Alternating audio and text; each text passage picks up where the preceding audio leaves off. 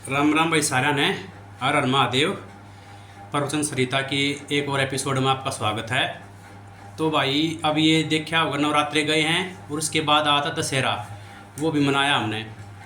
लेकिन दशहरे तो हमने शिक्षा के लिए है, हमने शिक्षा दशहरे दिया लेनी चाहिए कि देखा होगा रावण परम पराक्रमी था और तीनों लोग उसने लगभग जीत लिए थे।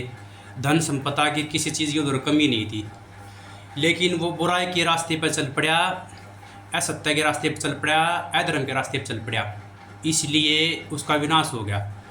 तो आप भी सामान्य जीवन में देखते होंगे कि जो बुराई पर असत्य अधर्म के रास्ते पर चल रहे हैं, वो आप देखते होंगे भाई उसकी इसने सब कुछ कर लिया, ये तो बहुत अमीर हो गया, इसके पास तो बहुत संपदा आ गई।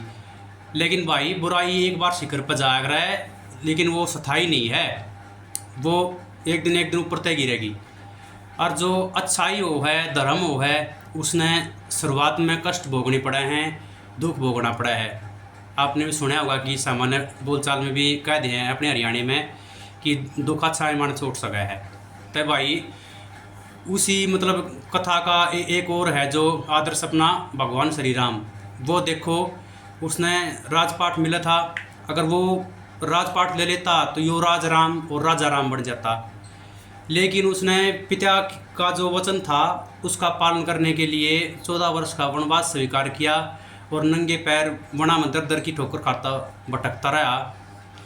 तो उस दुख सहन करने से उसने क्या मिला? अगर वो राजपाट ये सब ले लेता तो युवराज राम और राजा राम बन जाता। लेकिन ये पिता का वचन पालन करने के लिए और धर्म का पालन करने के लिए जो उसने कदम उठाया, उसके कारण वो मर्यादा पुरुषोत्तम भगवान राम बन कर लौटे।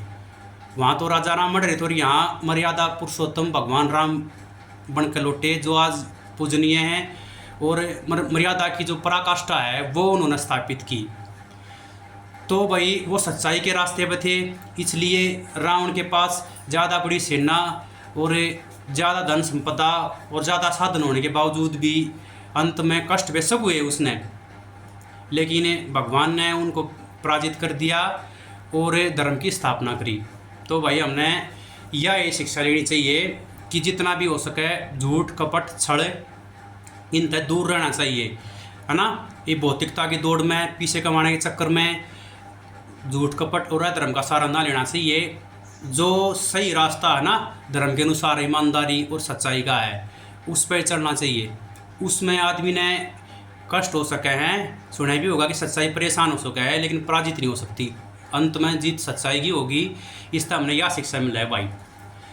तो भाई हमने भी अपने जीवन में, ये केवल कथा नहीं है, इसने अपने जीवन में उतारोगे ना इस सारी बातें ने, जब इसका वो लिखड़ेगा तो सच्चाई का रास्ता हमने कभी नहीं छोड़ना चाहिए। इसके लिए मैं आपने एक छोटा सा भजन भी सुनाऊंगा।